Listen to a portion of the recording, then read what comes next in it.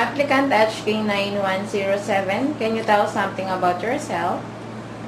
I'm Majilan Bisonia, 27 years old, finished Bachelor of Elementary Education. I'm single. I am the youngest child in the family. I experienced as a domestic helper here in Philippines. My employer was Filipino. They blessed two children. The eldest was girl and the youngest is boy.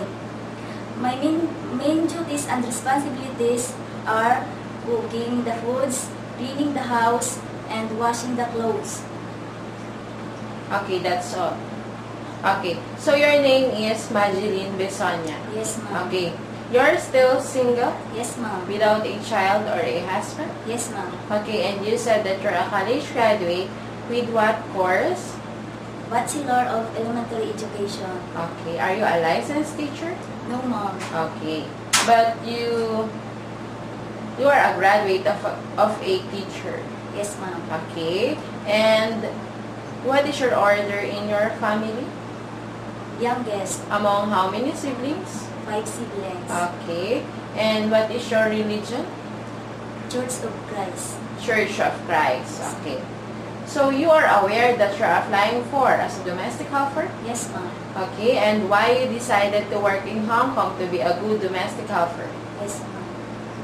To help my family and support them financially. Okay. So if your future employer in Hong Kong have a children, and that children are studying, you are willing to tutor of them? Yes, ma'am. Okay. And if they are studying also and you are willing to send them and fetch them every day into the school? Yes, ma'am. Okay. Do you have any experience in taking care of a newly born baby? Yes, ma'am. To whom? Yes, ma'am. To whom that you gain your experience? Yes, ma'am. To your niece or nephew? Yes, ma'am. How do you take care of the newly born baby? I take care of them by changing a diaper, by preparing their Bottle foods. of milk? Yes, Okay. ma'am. What else? By take off their clothes. And sometimes you play with them. Yes, ma'am. Okay. And you never beat the children of your employer. Yes, ma'am.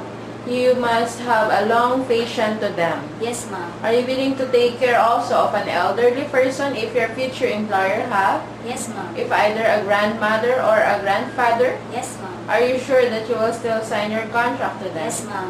Okay. But do you have any experience in taking care of an elderly? Yes, ma'am. To whom?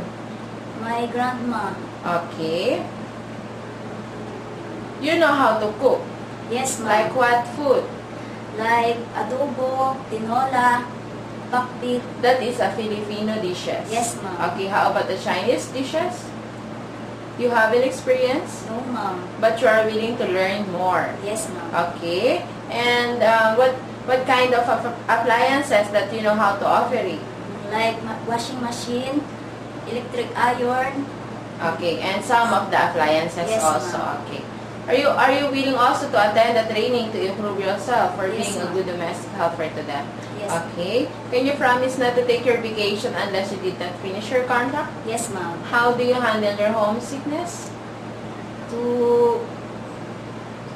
You always focus to your work Yes, ma'am. and make yourself busy. Yes, ma'am.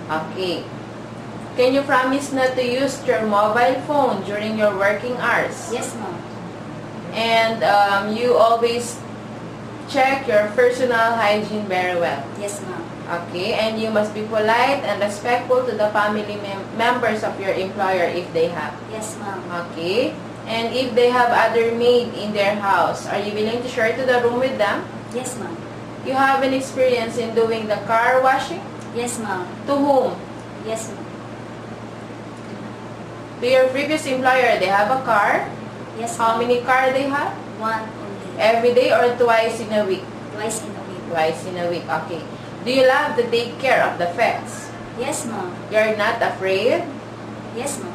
Okay, so if they have dog or cats, you're very much willing to take good care of them. Yes, ma'am.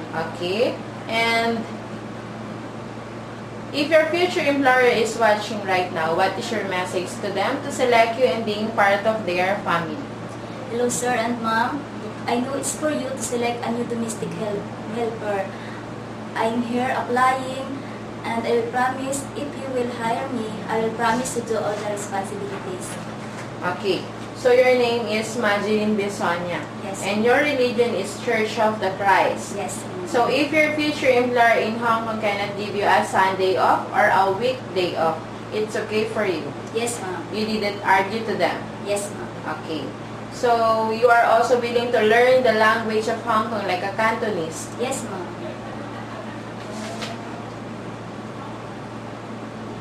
Okay. And when you arrive in Hong Kong, are you willing to eat the Chinese food which Yes. is given to you by your employer? Yes, ma'am. Okay. So Miss Madeline Bisonia, thank you for your video presentation and good luck for you.